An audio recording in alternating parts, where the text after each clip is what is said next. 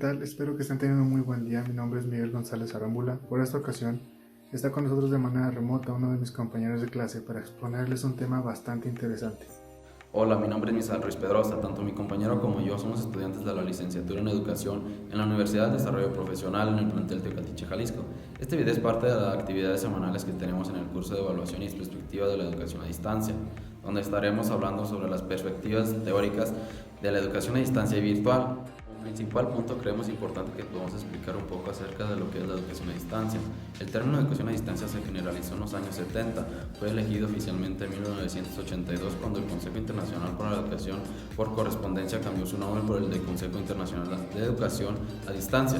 Actualmente, este consejo se denomina Consejo Internacional de Educación Abierta y a Distancia, por tanto, lo que es una relación educativa mediada, de no relación física cara a cara. La consideración como educación a distancia, por tanto, el e-learning es una forma de enseñar a distancia que utiliza herramientas técnicas soportadas en la web.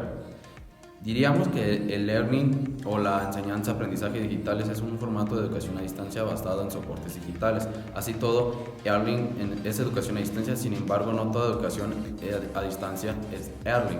Para hablar de nuestra necesidad de aprendizaje continuo en la sociedad actual y una innovación tecnológica sin precedentes en las comunicaciones, debemos mencionar que estas han impulsado las diferentes propuestas de educación a distancia a la vanguardia de la práctica educativa de hoy. Sin lugar a dudas, la tecnología ha dado la vuelta a la organización de nuestras formas de vida, de nuestra manera de comunicarnos y por supuesto de nuestras formas de aprender y enseñar. Ante el hecho de constante desarrollo y expansión, John Moore en 1972 expresaba su preocupación por la necesidad de describir y definir el campo de la educación a distancia, discriminar entre sus diversos componentes e identificar los elementos críticos de las numerosas formas distintas de enseñar y aprender a distancia. Igualmente, Wolber en 1995 sugeriría que la educación a distancia se había ido recreando a través del enfoque del ensayo y error, y por ello con escasa base teórica. Sin embargo, las teorías refuerzan y acreditan la toma de decisiones que se adoptan desde los niveles institucionales, sociales, financieros, políticos, etc., a la vez que pueden suponer una barrera o mejor una garantía en educación a distancia ante tanta ocurrencia tecnológica o experiencia educativa, llevada a cabo sin la mínima conciencia teórica. Por su parte, se preguntaba si entre los recientes avances tecnológicos las proposiciones teóricas de educación a distancia han seguido este ritmo. Existe gran confusión conceptual en torno al fenómeno de la educación a distancia, las nuevas tecnologías que han de implementarse, el herramental, los programas, los nuevos públicos y proveedores que plantean grandes retos a los desarrollos en esta modalidad. Este mismo autor se cuestionaba sobre si el desarrollo conceptual de la educación a distancia en estos momentos ha llegado a un callejón sin salida. Y en el más reciente ámbito del e-learning, con más énfasis aún debemos salvaguardar que la implementación de procesos de enseñanza y aprendizaje soportados en sistemas digitales deben apoyarse sólidamente en bases teóricas que no solo lo habitualmente viene sucediendo. Todo esto exigía la generación de una teoría de educación a distancia y que en un sentido amplio la entendiéramos como la construcción científica que consiste en una sistematización de las leyes, ideas, principios y normas para explicar y comprender y predecir el efecto educativo en la modalidad de distancia y regular la intervención pedagógica en este ámbito, lo cual ha dicho García Heredia en 1989. La distancia la entendemos como un diálogo didáctico mediado entre el profesor y el estudiante que, ubicado en un espacio diferente a aquel, aprende de forma independiente y también colaborativa. Esta definición de educación a distancia se aprendió que fuese dentro de lo que cabe integradora o global, por lo que debería ser para acomodar en ella desde la educación a distancia de corte más convencional hasta el e-learning más actual. En el diálogo se construye entre las partes, se trae interacciones positivas. Es evidente que si deseamos enriquecer el ámbito teórico sobre la educación a distancia no podemos partir de cero. Habrá de considerarse las diferentes filosofías y teorías de la educación. Las propuestas teóricas provenientes del campo de la comunicación y de la difusión. En este sentido, las aproximaciones más sólidas a la hora de ofrecer esa perspectiva teórica de la educación a distancia las clasificó Kagan hace más de 2 décadas en 3 grandes grupos. El primero, que es la teoría de la autonomía e independencia, el B, de la teoría de la industrialización y el C, interacción y comunicación. Pero si quisiéramos ser más detallistas, haríamos los siguientes grupos de teorías: industrialización de Peters, independencia y autonomía de Wedermeyer y Saba, distancia transaccional de Moore, conversación didáctica guiada de Holmberg, interacción y comunicación de Anderson y Laumi, comunicación bidireccional de Garrison y Shea, aprendizaje colaborativo de Henry Slavin, Conrad, Stacy y Rice, y por último la equivalencia de símbolos. De estos diferentes aportes teóricos sobre el tema se infiere que no existe una única teoría de educación a distancia que explique los fundamentos, estructuras, propósitos, funciones y posibilidades y que sigue la práctica y la investigación empírica. Destacamos inicialmente los 4 componentes esenciales en todo programa a distancia, que es la docencia, el aprendizaje, los materiales y la comunicación. Y entre estos 4 componentes ubicamos el diálogo, que en este caso le damos el cualitativo didáctico con el fin de enfatizar el objetivo del mismo, al igual que el mediado para entender que solo son situaciones excepcionales que el diálogo llega a ser directo y profesional. Cabe mencionar de 4 cuadrantes, de los cuales en el primero de estos cuadrantes ubicamos la parte más convencional de la educación a distancia. Por una parte, el diálogo simulado, que se plasmaría a través de los diferentes materiales clásicos, impresos y audiovisuales, donde se almacenan los contenidos propios del estudio y diseñados considerando las características de la conversación didáctica guiada. En el segundo, una comunicación real, a través de la interacción escrita o telefónica. En este cuadrante se produce también un diálogo asincrónico, pero también puede ser dicrónico, es decir, sesiones presenciales o de teléfono fundamentalmente. En el cuadrante 3 se comienza a dar citas tecnológicas más avanzadas que bien utilizadas pueden proporcionar mayor interacción entre también simulada, es decir, la conversación didáctica guiada encuentra en este cuadrante grandes posibilidades gracias a la hipertextualidad y a la multimedia.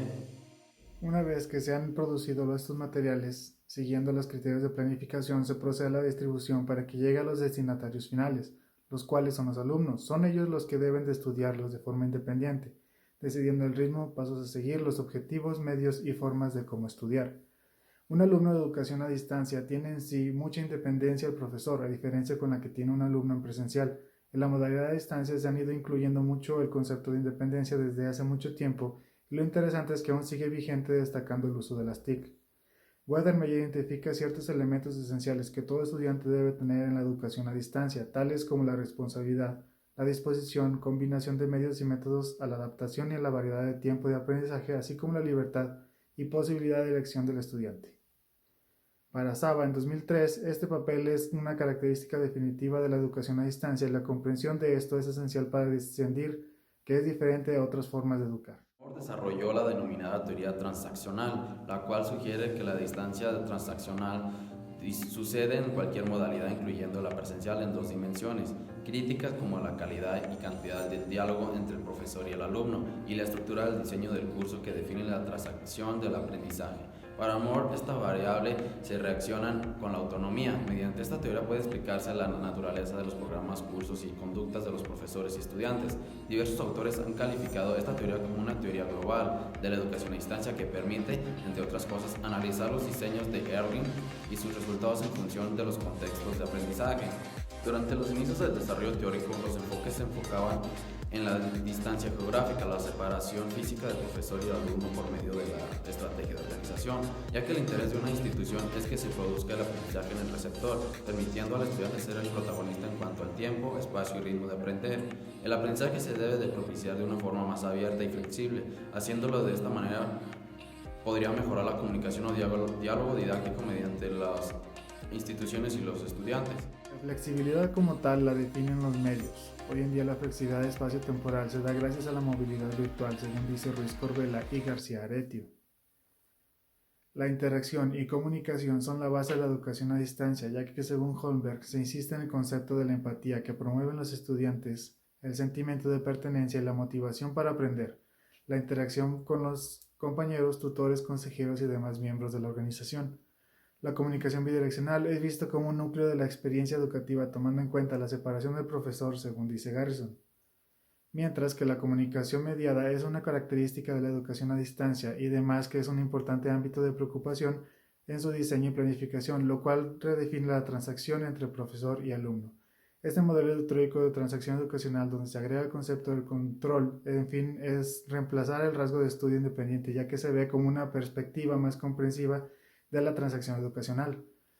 El control fue definido como una oportunidad y capacidad de influir en la transacción. Lo que propone el control de resultados del proceso de aprendizaje depende de la combinación de 3 dimensiones: la independencia del estudiante, que es en sí la oportunidad de tomar decisiones, y el dominio de competencias, refiriéndonos a las habilidades, capacidades y motivaciones.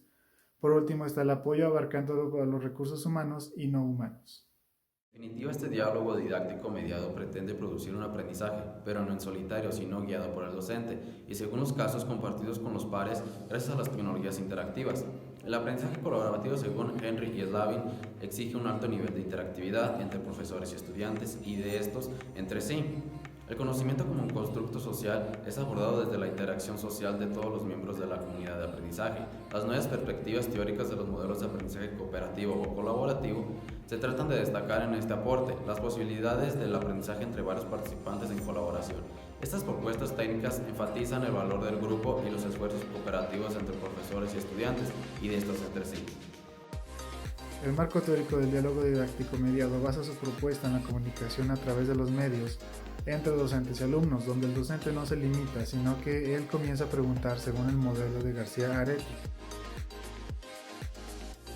Entonces, para concluir, podemos decir que las perspectivas teóricas de la educación a distancia y virtual abarcan varios puntos, tales como el que nos menciona Peters y su teoría de la industrialización, donde se va recogiendo la necesidad de planificar todo, el proceso de diseño, el de producción y distribución de los materiales, y coordinar que es en sí la institución quien enseña sin aislar a los docentes, sino que convirtiéndolos en un equipo de trabajo. Lo que podemos entender como parte de la teoría de la independencia es que se destaca el valor del concepto en cuanto al protagonismo del estudiante y también de su control en el tiempo y dirección de aprendizaje, según nos menciona Wedermeyer. De modo podemos identificar la teoría de la distancia transaccional, la cual habla sobre la importancia que el autor atribuye al diálogo como propuesta entre docentes e instituciones, materiales y estudiantes, y por otra la estructura que muestra los diseños y producción de materiales. Holberg podemos identificar su teoría de la conversación didáctica guiada, donde se toma el diálogo como algo sincrónico o asincrónico, destacando el término de diálogo como una conversación. Mientras tanto, Garrison nos expresa la comunicación bidireccional y el término del control, destacando una necesidad de evaluar, controlar todas y cada una de las fases y resultados de la propuesta y desarrollo de un programa de estudio a distancia. Mientras que Henry y Slavin nos destacan el aprendizaje colaborativo por medio de la comunicación media por la utilización de la computadora. En fin, como siempre, ha sido un gusto para nosotros el poder compartir esta información con todos ustedes. Espero que el contenido expuesto en este video sea de gran apoyo para tu investigación. Sin más por agregar, nos despedimos de ustedes deseándoles un buen día. Hasta luego.